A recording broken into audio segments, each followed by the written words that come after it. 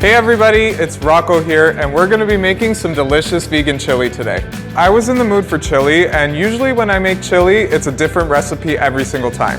I raided my fridge and pantry, and these are the ingredients that I found. So if you're watching this because you want to make some chili, no need to go to the grocery store. You can substitute for pretty much any ingredient that we're using today. You can have a different experience every time you make it. We're gonna make this super high protein and filled with nutrients and flavor. It's super easy and you can do it all in one pot. Personally, I like my chili hot and spicy, which kind of sounds like an oxymoron. I wonder why they call it chili. I guess I could always Google it. I've got everything that I need ready, so let's head over to the stove.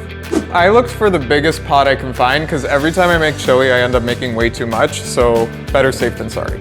I'm gonna turn the stove on to a medium-high heat, and I'm gonna drizzle in some extra virgin olive oil. Here I have some carrot, onion, and celery. It's like we're making a bolognese. So when the oil's hot, you can put that in. We're gonna saute this until the onions are translucent. This should take about 2 or 3 minutes. I always have cremini mushrooms in the house because I love using them in everything. They're gonna add a real heartiness to this chili and give it a nice earthy flavor.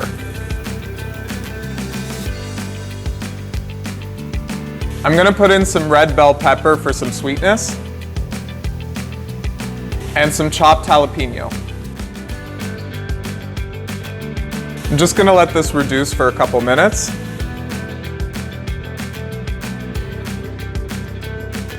While it's reducing, let's put in the spices. First, I'll put in some salt, black pepper, garlic powder,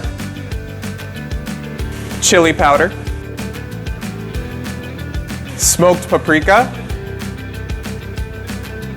cayenne pepper,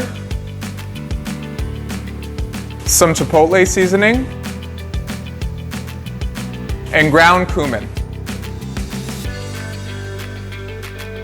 You can always taste it later and see if you need to add any more seasonings. Just stir it up.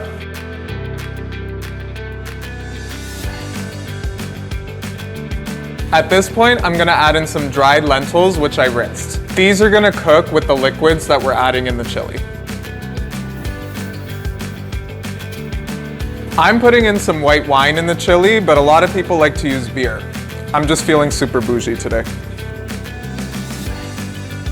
What does bougie mean? Bougie, like bougie people, like they buy Louis Vuitton and you know, they're bougie. They're part of the bourgeoisie. Okay. So now I'm gonna lower the heat to medium and partly cover the pot. We're gonna allow this to cook for about 10 minutes until you can no longer smell the alcohol from the wine.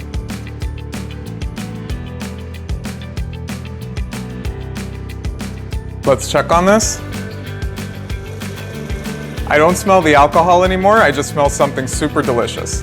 I'm gonna put in some whole peeled tomatoes.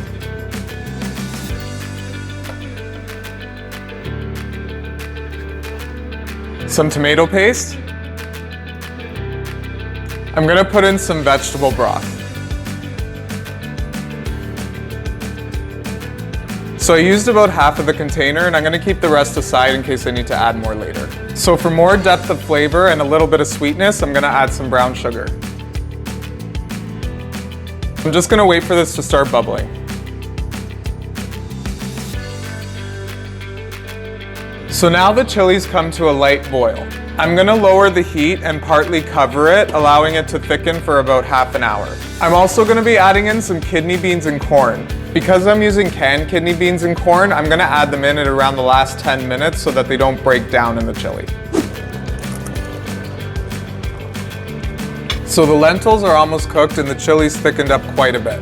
I'm gonna add in the kidney beans, some corn,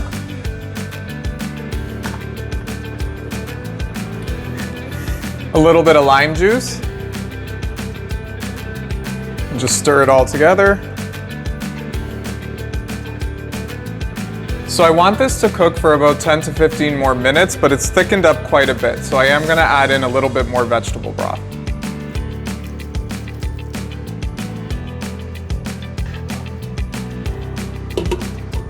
Let's see if the chili's ready. It's nice and thick. Now I don't have to be tortured by the smell anymore. I can just dig in.